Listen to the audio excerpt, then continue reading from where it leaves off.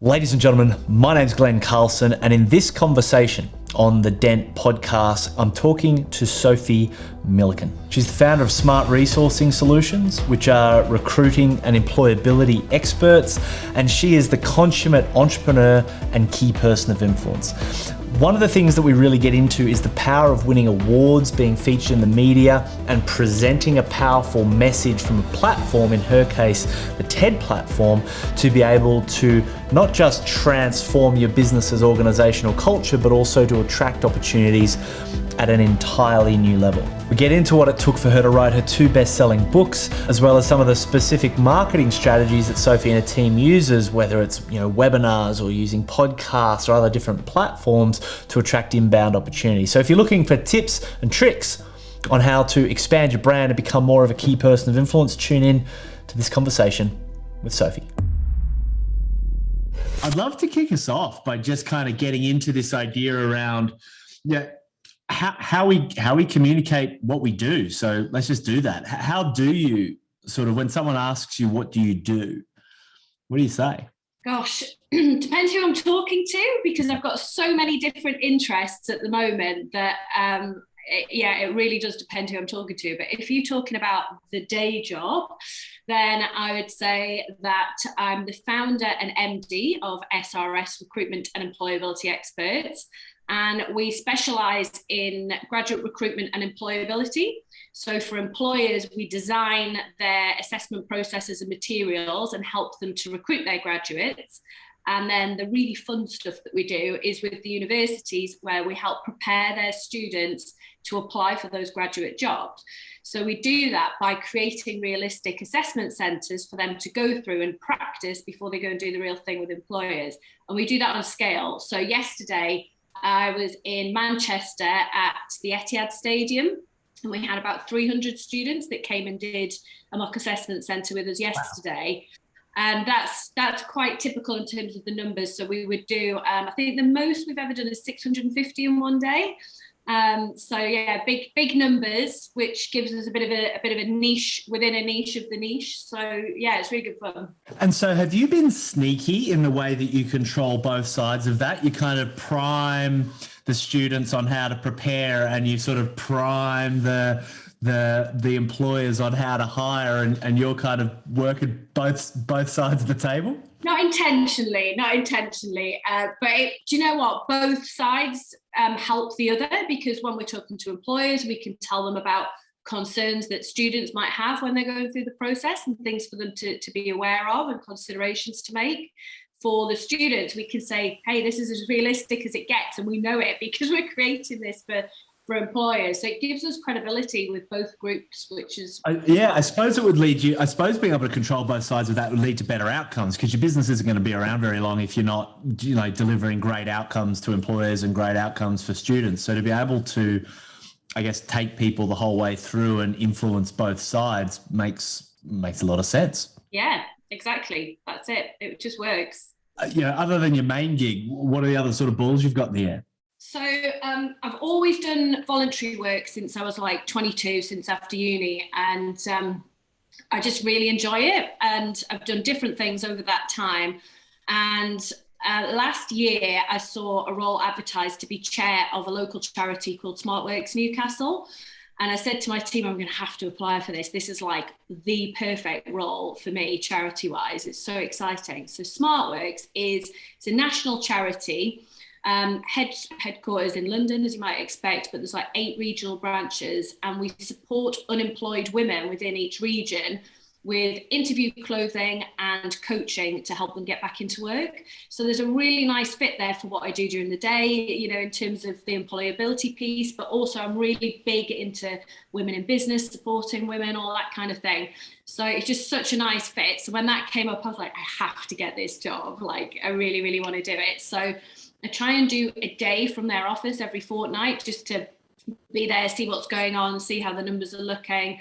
I've restructured the team there to make them hopefully more effective. We've put more resource into it rather than taking any out. I've got an ambassador who is on Dragon's Den and Strictly Come Dancing at the moment. So she's getting us loads and loads of visibility across the region. I've got a new board, almost a whole new board.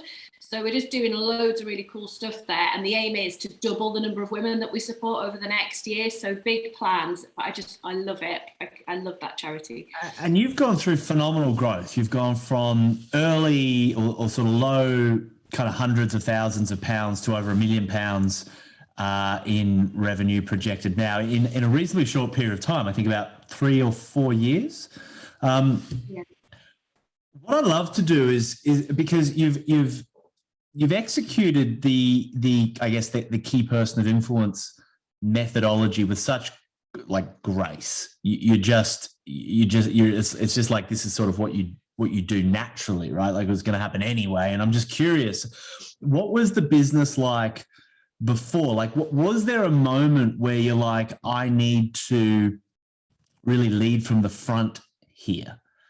Like, was there a conscious decision, or did you just naturally evolve? I'd love you to kind of unpack a bit of the before and after, or the before, during, and after in terms of that evolution, if you could. I set the business up with a business partner or a co-founder in 2013, and it was by accident. Like probably for most people, it just kind of happened. And I was in a corporate role before that. Absolutely loved that. And then there was lots of changes, and I wanted to be back in the Northeast. And I just ended up really looking back quite randomly, setting this business up with my business partner at that point in time. He was very safe and steady and putting processes in place. I'm a bit more maverick. I want to do the fun stuff. I want to take some risks. So I think he added value with the processes, and I tried to push things forward around profile-y type things, but he felt uncomfortable with that. So at the point where he left, it was like 2017. And I felt like when he went, it allowed me to, well, I was just literally running it on my own at that point, but it allowed me to just go for it with all those things and try things out. And for me, LinkedIn was a really big platform, still is. And I just started posting about like what I was doing. So if we were at the football stadiums, for example, I was like, hey, we're at the Etihad Stadium, look at these pictures and look at what we're doing. And it just started getting loads of traction with people getting in touch saying, oh, I saw you at the stadium. I'd love to do something like that at our university. Can we have a chat? And we start winning loads of work just from these posts. So that was just a revelation for me, because you're always kind of taught, don't brag or don't, all that kind of stuff. But actually it's not. And some people might think it is, to be fair, you're never going to please everyone. But for me, it was just sort of sharing what I was up to, and it would provoke conversations, which was great. And then another big thing was that I was always into self-development. And that came from my corporate days. I worked for John Lewis for like 12, 13 years, and they were really into development. So I grew up with that in that career. So when my business partner left, I started investing money in different sorts of things, because he didn't really want to spend money on those kind of things. So I joined the Female Entrepreneur Association and went on a business retreat over in Palma, which was really cool, for like 3 days, planning stuff and all these sorts of things. And then I did a coaching and mentoring qualification. And then I stumbled across Dan. And actually it was a guy that I used to work with kept telling me, oh, you've got to read this guy's books. They're so good. You'll absolutely love them. So obviously I just ordered all of them and read them all, and then did the scorecard, I think, and got invited to an event down in London, and, was straight into things from that point. But I always got it. Like, I totally understand the value of all of those things. And, for me, like, if we're looking at the P's within KPI, it would be things like profile and publish that I've seen the most success from. But I feel like now I just know all of that stuff, and it comes quite naturally, and I do things without thinking about it, which I guess is a good place to get to with that kind of thing. Well, that's absolutely the point. And I say it over and over again to people, is like the idea of developing the 5 Ps, right? The idea of developing yourself as a visible and valuable leader in your industry. It's a starter motor. It's designed to get things moving. It's an accelerator. It's an accelerant, if you like. You don't necessarily need to stay there permanently, right? But it's how do you apply what you need to apply to scale the business to get to kind of where you need to be. It's very hard to grow a business if no one knows who you are, no one trusts you, etc. And I mean, you've gone and produced now 2 best-selling books. I'd love to, because the publishing a book is often something that people really struggle with. And there's a lot of fear, doubt, insecurity, all that kind of, the imposter monster can really bubble up. And I think people can often get their head around, okay, I could post some stuff on social media, albeit possibly reluctantly these days. But the idea of a book, it's like, whoa, had you always wanted or thought about writing a book? Do you know what? The publish was just, it's just in my element. I absolutely loved it. I loved it so much. I always wanted to write a book, but had no idea what it would be on. Probably had visions of being, some famous author writing stories and stuff. So I'd never thought about writing a business book. And that was a really key part of the course for me. Like, I totally enjoyed doing that. And, having that day where we were doing the structure of the book and coming away with all of that on the cards and stuff, like that was brilliant. And I had quite a tight timeline to write the first book because I wanted to write one. I had this thing, because you're meant to write it for your ideal client, right? Well, my ideal client would be academics in universities. Now, I can't write in an academic style that would impress them, because that's really hard and really unnatural and probably quite boring for me. So I had to be a bit clever about it, and I ended up writing a book for students and graduates to help them get a graduate job, because not only is that actually useful, but I was getting the kudos from the academics that I'd written a book that they could understand the value in, but without having to do the academic stuff that would appeal to them. So it worked really well. And I knew that stuff inside out. I had a load of content already. But when I sketched out the book, that was like May time. And I needed it to come out in September, ready for when the graduates are applying for jobs. So I remember having a chat with Lucy at Rethink and saying, right, when do I need to get this manuscript to you? It needs to come out in September. And she was like, I need it in 3 weeks. And I was like, oh, crap, like 3 weeks, seriously. And luckily it was a time of year where I could just close everything down and not do anything. And I had quite a decent team by then. So I just said to them, right, I am not around for 3 weeks. I'm just head down, getting this book bashed out. And I did it. And actually they helped me a lot, because I had one of the team was doing all the formatting. That's not my strength. I had someone else where I was like, right, can you go and get me all these facts and figures and go and look these up for me and get the quotes and the sources and things. So it worked really well. But then getting that book out for September, it was brilliant, because it was the September before the pandemic, right? So it was, just to clarify, this is From Learner to Earner. That's the one? This is From Learner to Earner. So this is the first book. And then what I did with that is I leveraged that by doing 2 book launches. So I did one in Newcastle, which is where I'm based, at Northumbria University, which is a client of ours, in this beautiful old building. I got the press, the local press there. I got all our clients there, and it was brilliant. It was such a good night.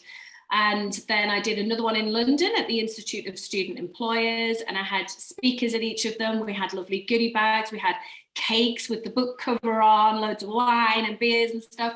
And it was just so fun. And then the amount of opportunities that I got off the back of doing those 2 launches was unreal. Like, I got offered a column in a careers magazine. I got offered 2 TEDx talks. I got, just loads of conversations around what can we do with you and what's next and stuff like that. It was so fun. Honestly, I had such a good time doing that. It was so fun.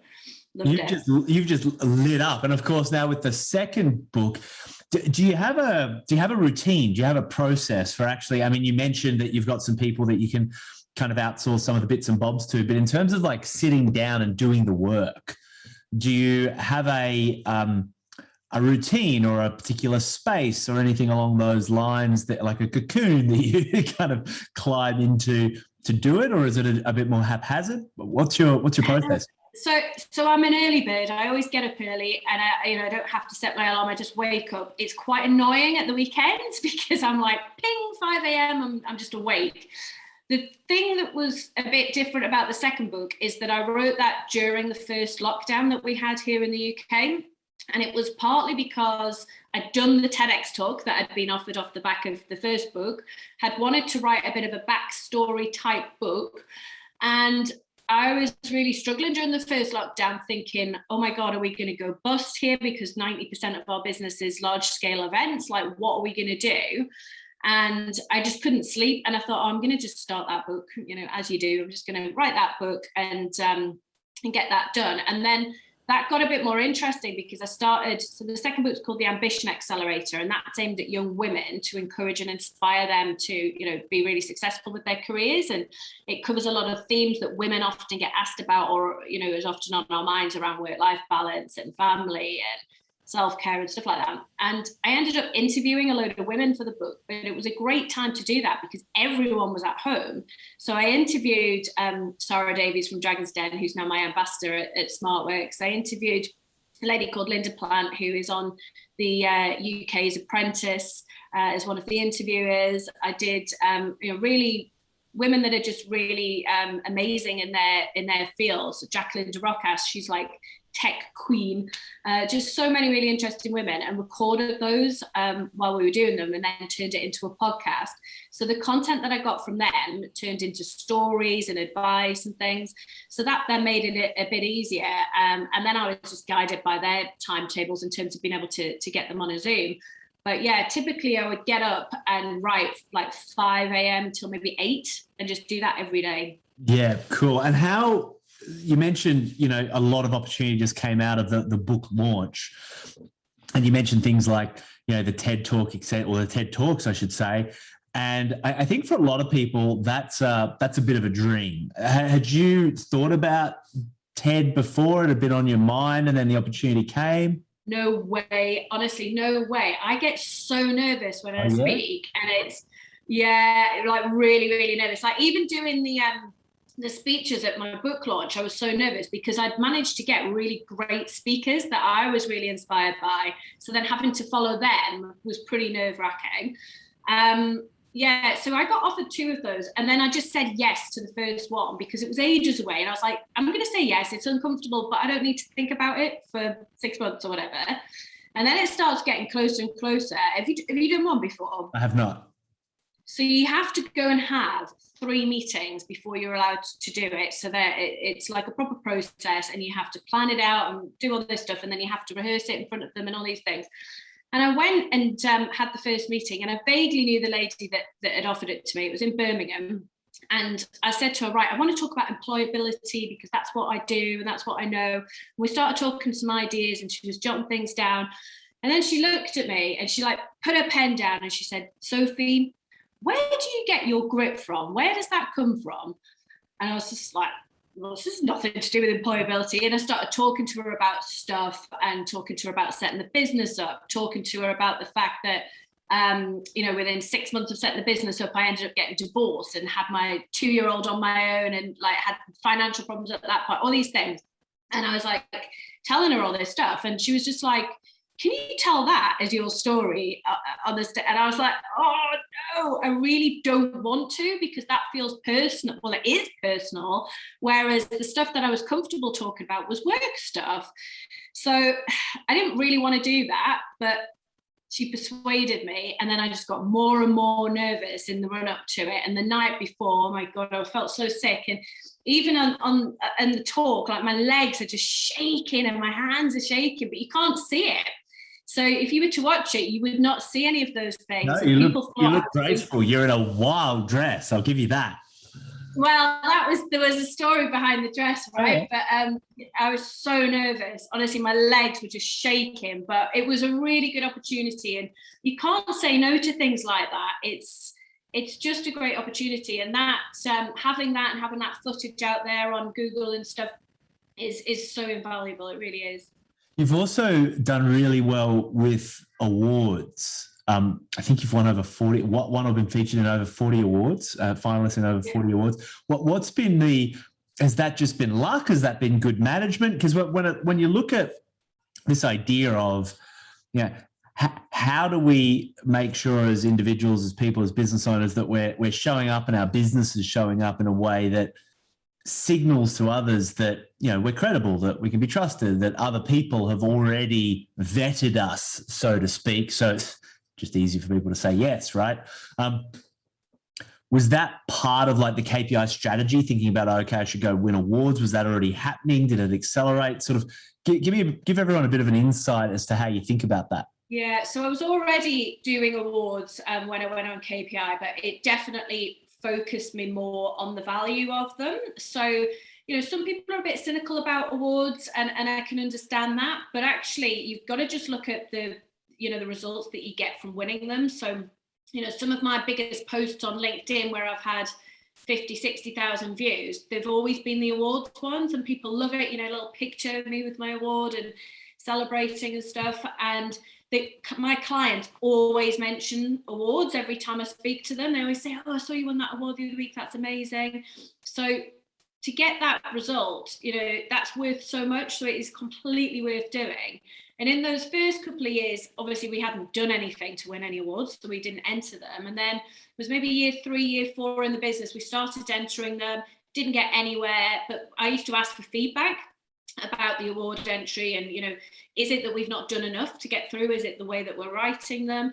So that was really helpful. And then when the business started really ramping up and taking off, and we were doing a lot more in terms of numbers and impact, it just became really easy because we developed the skills to write the awards, and we had this story to back it up. And then when it's ones that are specifically relating to me, I think because I've got so many different things going on that are all meaty things, it's just easy to tell the story. It really, really is. And I think awards are awesome. I kind of got to a point before that TEDx where we literally won every single thing that we went for, and it did get to the point where it was a bit embarrassing because I thought, oh my god, I'm gonna have to put this on again, and should I do it or should I not do it? And then I just thought, sod it, it's not going to last forever. You can't enter everything every year. Once you've done it, you've won it, right? So we're not re-entering for the same things.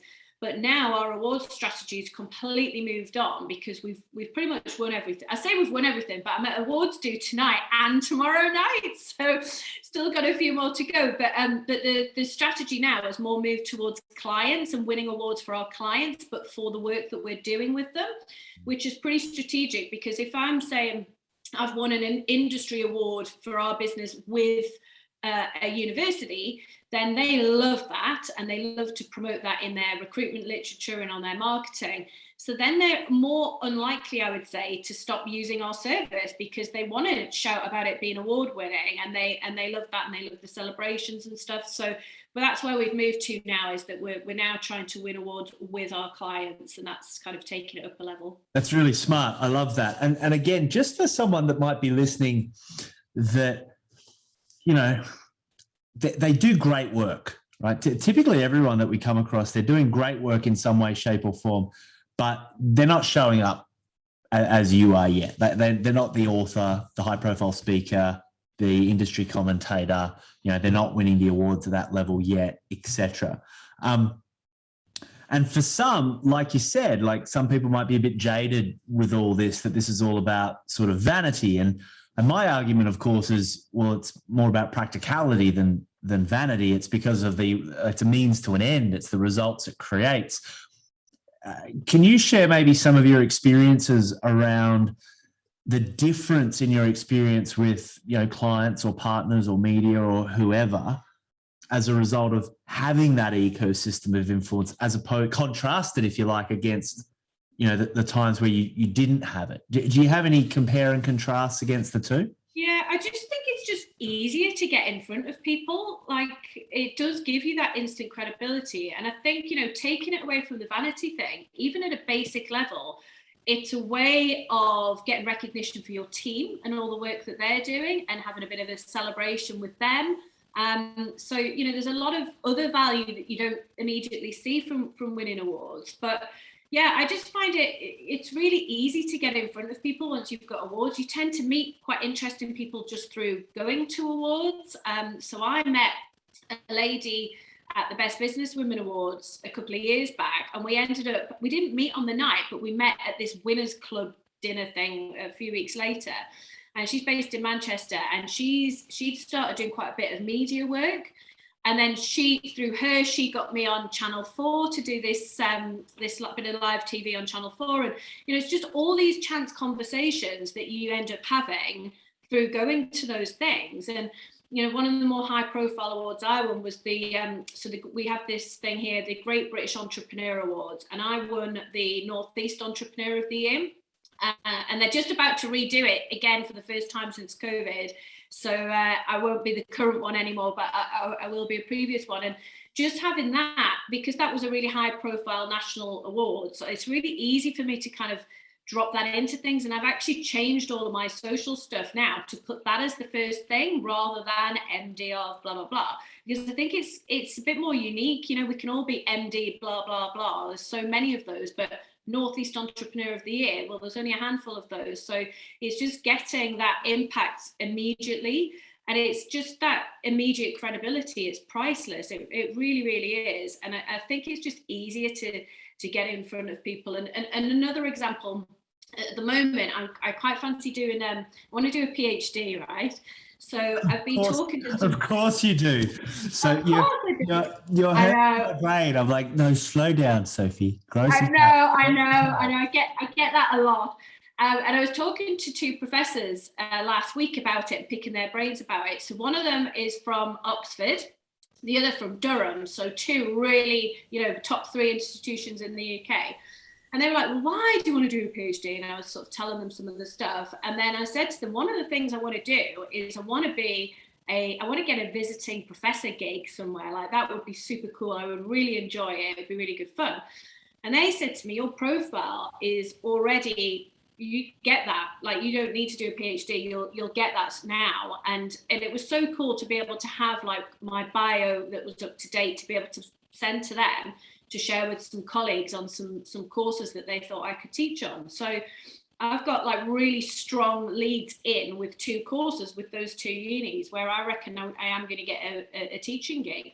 So it's not going to be hugely well paid, but the kudos of saying, hey, I've just done a lecture at Oxford, that's really cool. And that's all around all this profile stuff. That's really cool. And what about the books in particular? Have you found, like, in terms of opening doors or, an unfair competitive advantage, I guess I'm asking for. Have you noticed any shifts or differences as a result of the books? Obviously, you mentioned the launch, and off that came, the TEDx talks, etc. But what about just general day-to-day business? How do you use the books? Because I've got 2, I use them sort of in slightly different ways. With From Learner to Earner, I often send it out to new clients, new university clients in particular. They absolutely love it. We've done deals where we've packaged books into the deal. So when we're running an assessment centre simulation for a uni, it's usually now part of a module. That's how we get the renewals, because it's embedded. So they don't, they have to do it each year. And we'll do deals where we put, books in for every student. So that's been popular. No one that I can think of. There's some careers professionals who've written books, but that was kind of my USP around it being a recruitment insider's guide rather than a careers professional, which is, they're probably a bit more traditional and less commercial than I would say I am. So that has just been, that just makes me stand out from the competition because they haven't got that. There's a couple of competitors that I often think are probably really, really steaming that they didn't think to do it first, actually. So that's been quite funny. And then on the Ambition Accelerator, I think that's kind of accelerated my profile around doing more women in business things. So the other week, I got a message on LinkedIn from this guy that I didn't know, but we were connected. And he said, I've been tasked with doing a women in leadership event because we're not getting women onto the board, and we need to change that. And I need to go and find some speakers, and you were the first person I thought of. And I was like, oh, wow, that's really cool. Like, why did you think of me? And he said, because I see you on my LinkedIn feed doing all this cool stuff. So then I ended up packaging up a deal to go and speak for like 45 minutes, like an after dinner speech at their event, and give a book to all the women that come. And they thought it was brilliant. And I told them a price on that, which I thought was quite a lot. And they were just like, yeah, no problem. Great. We'll sign it. And I was like, oh my God, that's really cool. So you'd use it in different ways. It feels like your life is very full. So it's like you're doing a lot. Is that true? Does it feel like that for you as well? Yeah, it does. And it's something that's really on my mind at the moment around how sustainable is it and which bits of life am I neglecting at the moment. So it's it's a hot topic for me right now, I'd say. Also, but you're right. It's also good to, it wasn't meant to be a criticism at all, because of course it's good to make hay while the sun shines. What I was actually curious about was any of the infrastructure supporting your moving parts, if you like. Is it team? Is it systems? Are you doing a lot of this yourself? Because I would imagine just managing the email communications flying around for managing all this kind of stuff would be almost a full-time job. How have you leveraged team systems or anything else to kind of help manage the Sophie storm? Do you know what? For me, it's all about team. The team that I have at the moment are incredible. Like, they're absolutely amazing. There's a couple of them that I literally could not operate without. Like, it really frustrates me when some people can't see the value of other people and teams, because if you can get your team right and they are operating in the right way, it's like having a team that's 10 times bigger in terms of their productivity and their support. And I try and invest a lot of time in my team to make them feel valued and to listen to them. And, you know, I always say to people when I'm talking about team, if any of my team were to resign tomorrow, I'd be really shocked, because I feel like I'm in tune with them enough to know how they're feeling. And if they were unhappy with something, I would like to think that they would have told me, or that I would know.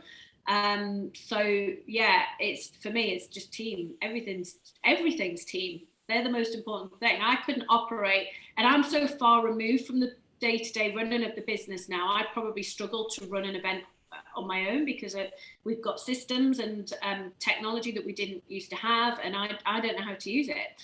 So, like, the team do everything. I just rock up and do a little talk at the beginning and like schmooze the clients. Like, that's my job now at events. And yeah, it's really different, but I couldn't do it without them. How many on the team? So we're in a bit of a weird structure now, because I sold the business in 2019. So we're part of a group. So in my specific team, which I still run it, there are 6 full-time people, but then we have an associate team of about 50 or 60. So quite a big associate team. And then within the group structure that we're in, I think we're on about 40 now. Yeah, brilliant. And look, the reason I ask is because the kind of performance and camaraderie that you're talking about, I know this for a fact, does not happen by accident.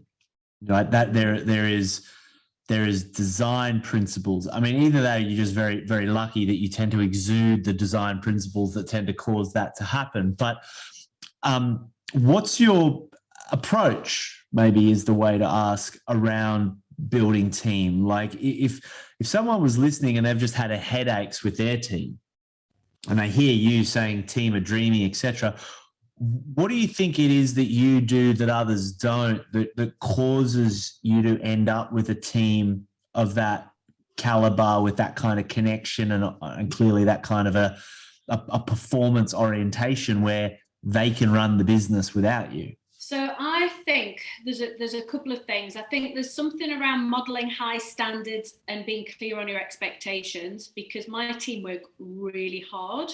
Like, they are super productive. I honestly do think that some of the key members of the team are the equivalent to like 3 great people elsewhere. They're that good. So I think there's something around being really clear on those standards and clear expectations. But I think it's actually, I think the secret, if you like, is really basic. It's around treating people with respect, which is, I say that's a basic thing, but I see it not happening in other places. So maybe it's not as, I would just take that for granted. So maybe that's not the case. And I think within that, it's around how you communicate and what you share with people. So I try and be as open as I possibly can be with my team about everything that's going on. And I think that makes them feel trusted and valued and involved. I try and include them in big decisions if I can, because it's so much easier to have people bought into things if they've been involved and they've been able to share their views and shape things in some way. And because we're still quite a small core team, we can usually do that, right? So stuff like that is just massive. And then it's regular communication, which is hard at the moment because we're still working remotely. So we're in different cities now as well, which has changed things up again. but it's regular communication, everyone feeling supported. If one particular area is really busy, you know, what can the others do to help them? It's reward and recognition. So my team get paid well for what they do, but I think they totally deserve it. So that's totally fine. But it's that recognition bit as well. A simple thank you, or hey, we've won this award or this contract, let's go out for dinner or let's have drinks. And stuff like that goes such a long way. I mean, even, you know, we've had so many lockdowns here. And when we were coming out of some of those, I hadn't seen the team for ages. So I was going to see them and going for walks and things with them when we were allowed to do that. And just spending an afternoon going for a walk with a member of the team, like one-to-one, the spring in their step, if you like, afterwards was just incredible, because we just had a bit of time together and it was that reconnecting. I think when you don't have regular time with people and you don't share things and you don't include them, that's when people start becoming disengaged and start maybe looking elsewhere or not being as committed to what it is that they're doing. And then I think the final thing is to try and have as much fun as you can. So I was at this event for the founder of SmartWorks down in London.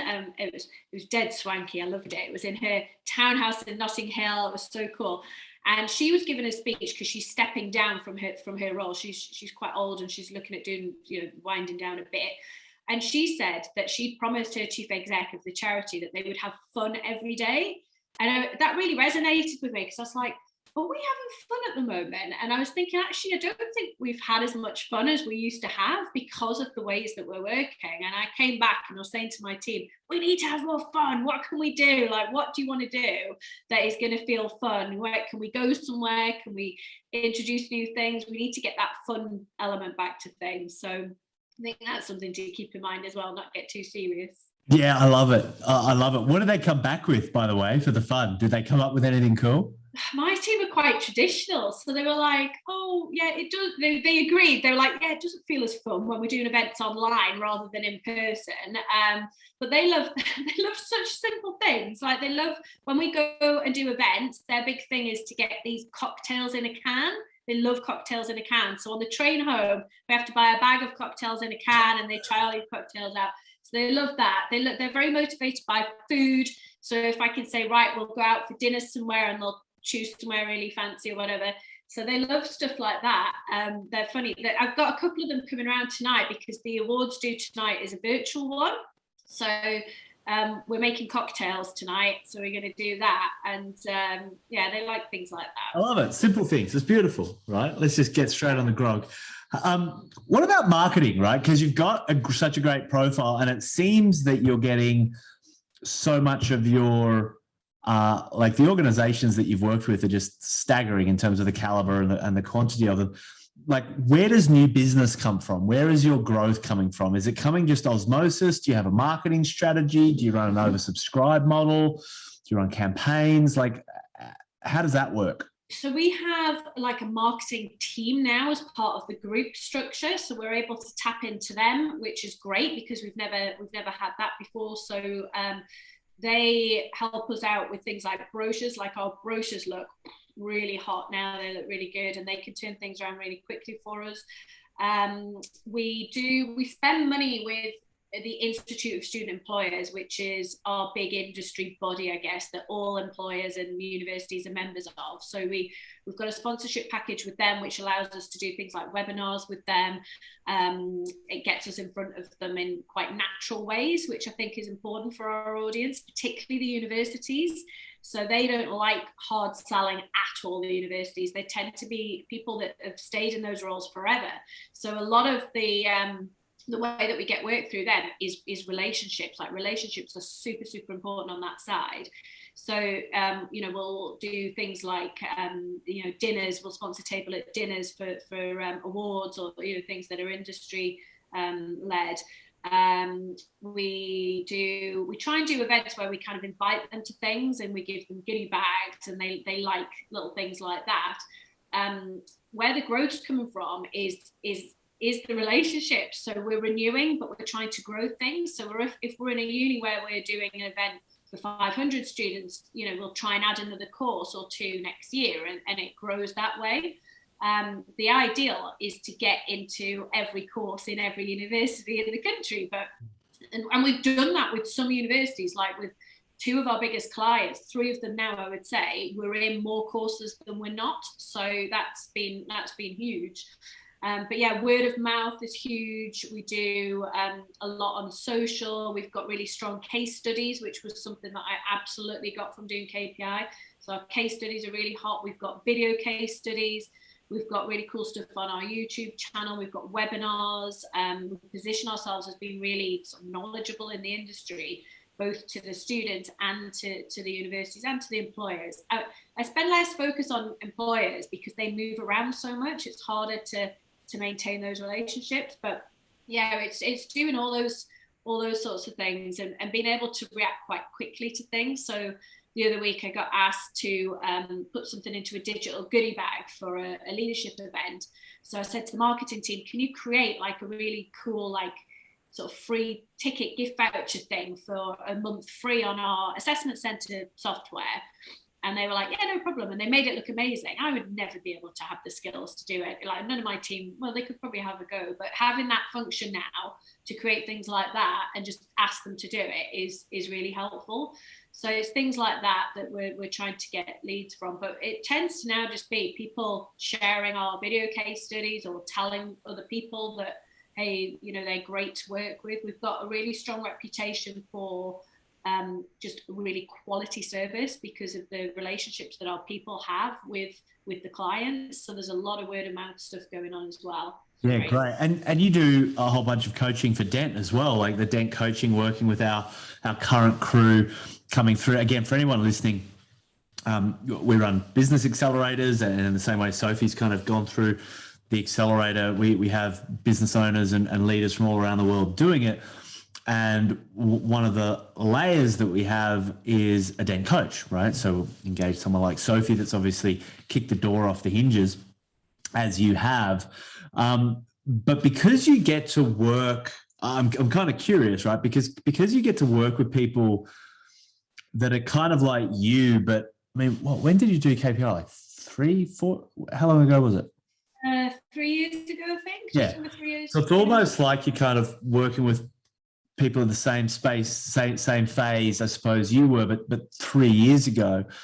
I am curious as to what that's like, right? Sort of seeing people and working with people in the earlier stage of development. They don't have the books yet. They don't have the profile yet. They might not have the awards yet and all that sort of stuff. What's that been like? It's so fun. I absolutely love it because they're kind of like I was a few years ago in that they're usually pretty enthusiastic and excited and just wanting to do everything yesterday, which I can totally relate to because I'm still like that. I absolutely love it because I'm a real advocate for the program. You know, the amount of referrals I've sent through for KPI is unreal because I believe in it. Like, and that's the best way to sell things, isn't it? If you're really genuinely seeing the benefits of something, you tell other people, and I do that all the time. So it's been really fun to be involved as a coach, to be able to support the new people coming through. You know, one of the things that I see the most is people, I guess, being a bit overwhelmed by the amount of stuff that they feel that they need to do. And I think where sometimes they go a bit off track is by not keeping on track and keeping on top of things. And you know, there might be times where they don't see the value of certain things that they're being asked to do, but then you get, as long as you can keep them on track, which is part of my role to make sure that they're getting things done and making that progress, then it suddenly clicks at some point where they're like, I get it. I know why I need to do this in this order, and I can see how it all fits together. And then you just start seeing a bit of traction with them. You know, we had this thing where, you know, we were in the WhatsApp groups with the new cohorts, and luckily we don't do that anymore because it was just pinging, ping, ping, ping, ping, ping, ping. I had to mute them all because I had like 6 WhatsApp chats at one point, and I was like, oh my God, they're just so keen. But actually the volume of messages in the WhatsApp would show you how committed that group was. You'd go back into it, there'd be like 400 notifications or something. But it is fun to sort of go into those now and again and see all the stuff that they're doing because they're sharing things like the award wins and you know, just all the progress that they're making. And it's really inspiring. It's really encouraging, and to feel like I can offer advice having been there and done that not that long ago, I think adds value, and they can see why they're being asked to do certain things. Because there were things that I did through KPI where I was like, I don't really see if this is going to help me right now, but I could usually always go, right, this might not help me now, but I'm going to do it because it's part of the program. And I know it's going to help me at this point. And it has. So I just get it. And I've got examples that I can share that bring things to life for the new people coming through. What do you think is some of the stuff that slows people down the most, just in general in business? But I mean, you specifically get to engage with business owners through the coaching here. What do you think is the biggest stuff that gets in people's way from making the progress that they want to make? I think sometimes it's that they haven't got a team, or they've got a small team and they need a bigger team, and they're kind of at that point where do I need to invest? And doesn't Dan often say your job should be becoming a KPI, like that's your full-time job? And people still being too in the business, because you really can't do everything. So it's kind of choosing which bits you do. So I think there's often a lot of chats in my groups around, I feel like I need to hire these 2 or 3 people or whatever, but it's going to cost this much. And I'll say to them, well, what are you going to be able to create by freeing yourself up? And you think you've got the business coming through, bring those people in, and you'll make sure that you get that business, because you'll be freed up and you'll be focused, because you're like, oh, shit, I've got to pay these people. So it'll focus you to do things. And I think that making yourself feel uncomfortable sometimes is actually good, because then you become more resourceful and a bit more creative, and making sure that you do that. I think the other thing is people getting really excited about something, that shiny object syndrome about one thing that they're super excited about, but then either dropping other things that are important, or not being consistent with the things that they are doing. So, if you're building profile, don't just go and do a little flurry of stuff and then forget about it for a year. You need to do stuff like every month. You should be doing pretty meaty things that keep you all over Google. And that's something that I've been doing really consistently since KPI, like every month. And I haven't really intentionally planned it out, but every month I tend to do, I'll do maybe a podcast recording, or I'll get some video content out. I'll try and write a couple of articles for magazines or journals or whatever. I'm consistent with the content that I put out on social. I'm better on some platforms than others, but that's fine. And if you were to Google me, you'll see that not only do I dominate Google for mine, it helped by a distinctive surname maybe, but it's spread out. It's across different platforms. It's different things, and the date spread's good as well. And you've got to keep working at it though. Yeah, I love it. If you could go back and give yourself some advice, when would you go back to? And why would you go back to that point instead of another point? And what advice would you give yourself? There's a few points I would go back to, some more controversial than others. Oh, I want the controversial ones. What's the most controversial thing that's ever happened? There's a good question. I probably wouldn't have sold my business. So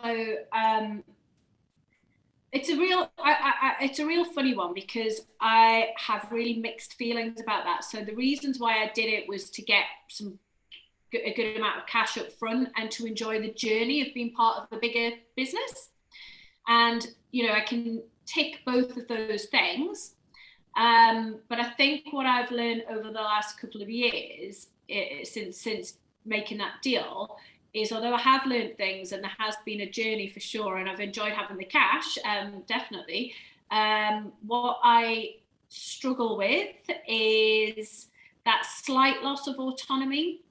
I am still pretty autonomous. I can, to a big degree, do what I want. But I think because we're part of a bigger group and we have a lot of investments, we've had like millions and millions of investment in the group, that feels restrictive. And I think there's an element of it being genuinely being restrictive, and then a bigger element of that's how I'm taking it, rather than that being the real thing. I kind of enjoy having colleagues at a similar level, but then get frustrated by that as well at times. So I think what I've learned from that, one thing, I think I would have, the deal was the right thing to do at that point. So I'm being a bit flippant saying I wouldn't have done it. I'd have structured it differently. I was quite naive on certain points that I would definitely do differently if I was to do it again. I think it has developed my confidence in a weird kind of way, because I've been exposed to different situations, and the accelerated growth that we've had this year and last year in particular, which was mental during the pandemic. But yeah, I would do things differently, and I think I've learned that I don't ever want to really feel like an employee or feel like I'm working for someone. I am my own person very much, and I have the confidence in my own abilities to run a business and to do other stuff, really. So I'm already kind of thinking about the next exit and what I want to do next. So so it's a bit of a funny one, I would say. And can we talk about what's coming next? Because I can't imagine that you're not working on something big and bold. Yeah, I can't talk about that right now. I am for sure. And I've got an idea, and I think without giving too much away at this point, I've got one more business in me, I think, after this one. And then I want to move to a portfolio career where I've got NED roles, speaking roles, maybe, I'm getting quite into property investment at the moment. So I'd like to do a bit more of that, some angel investing, things like that. So I think that's kind of where I want to be, I don't know, 10 years or whatever. I've got one more business, I think, to do next. It might be that I have a couple of businesses and operate my own sort of group structure. I haven't quite decided that yet. I'm just kind of working things through at the moment. Which is actually, it's a very common place, I find, for key people of influence to get to, that push through that layer of their own business and an exit, etc. It gets to the point where they have such a broad reputation that their ability to generate wealth and generate value in a non-traditional structure, as in, sitting on boards, being the author, the speaker, the commentator, the advisor, the investor, etc. And all of a sudden you're making the same amount of money that you used to make running a business, and now it's like, I just kind of go around and talk to people. It's crazy, isn't it? Like that for me is like the best thing about being a KPI, is that it just becomes easy. Like the opportunities come to you, I think. So things just find me now. And that's the best bit, because it's, today I might get this really random email through that's a fantastic opportunity. And like that happens all the time. And it's crazy. And that's the bit I like, because it's unpredictable, it's exciting, it's challenging, all those things. And they're the things that I love the most. And I think that I was always chasing money, partly because, going back to when we set the business up and getting divorced after 6 months and having a startup salary and having to, bring up my daughter on that for a couple of years and stuff. And I think I've got an insecurity around, oh my God, I need to always feel like I've got some cash. And that's always been a bit of a worry. And then you suddenly get to a point where that's not a concern. And then it becomes really easy, because it all just comes to you. And it's so weird, that switch. But now I feel like, if I was to walk away from my current business tomorrow, I wouldn't be worried about money, because it'll just happen. It'll just be saying yes to the right opportunities and piecing it together, and cool. If you were to reflect and discover 3 guiding principles that have, I guess, driven your success, what would you say they'd be? If you were to provide someone with some advice in terms of, if they asked for some advice in terms of how to operate in a particular way to achieve the kind of results that you have, what would you say? I think I would say that you need to provide a quality service so that people are always saying good things about you. Like I honestly think that if you were to speak to any of our current or past clients, they would all say, oh, it was great working with them. They're really professional. They're really, effective with what they do. They're the best at what they do. So for me, having high standards, and again, I think that goes back to my John Lewis days, because we used to have, we used to win awards for customer service all the time. We had really high standards around, you must reply to a customer complaint and deal with it within 24 hours. And, things like that around standards are super, super important to me. So, we do so much work now, you can't be a complete perfectionist, but you can still operate with really, really super high standards. And if something does go a bit wrong, it's dealing with it quickly and in a way that delights the client. So standards and quality. And then I think it would be investing in people.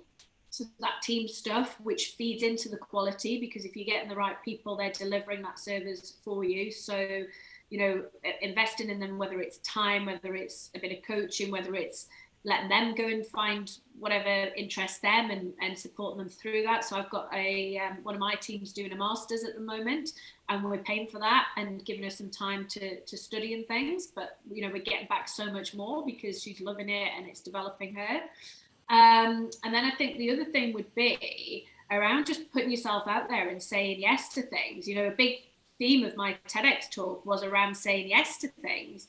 And I often, like I said to you earlier, I need to now start saying no, like I really do. But I said yes for so long, and to things that made me feel uncomfortable, things that I didn't feel ready for. But you figure them out, and feeling uncomfortable and feeling stretched and challenged, that's part of the journey. And I think that's important to have those feelings and not just feel like everything's easy and you're just kind of doing it without being bothered. So yeah, they would be my three things. I love it. If people want to get in touch, Sophie, how can they? If they want to get your books, if they want to reach out to you as a speaker or as a coach or any of those things, how would they do it? So I'm all over Google. You can find I've got my own knowledge panel now on Google, so it's got all my platforms along there. So just pop my name in and you'll find me. I'm most active on LinkedIn and Twitter. But I have got a presence on all of those, so it's really easy to get in touch. And obviously my books are available on Amazon and all good bookstores, so they're easy to find too. This has been great, Sophie, and I just wanted to say thank you. When I talk to people about why bother becoming a key person of influence, it's never for oneself. It's always as a mechanism for being able to serve the world more. And I look at what you're doing in the world, specifically with charities and your business, and just being an inspiration, specifically to a large degree, I think, to women in a large way, is the way you really resonate. And it's just such a great service to the world, and you execute it so beautifully well. It's almost like it's effortless. I get the sense that there's this gorgeous duck on the pond and the little legs are kind of going around madly, and that's wonderful, but you just do it so well. So I want to thank you for your time, and I want to thank you for everything you do. This has been awesome. Yeah, thanks for inviting me. It's been fun. All right, and for everyone listening in, there's really only three things to do from here, and that is be brave, have fun. Let's go make a dent in the universe.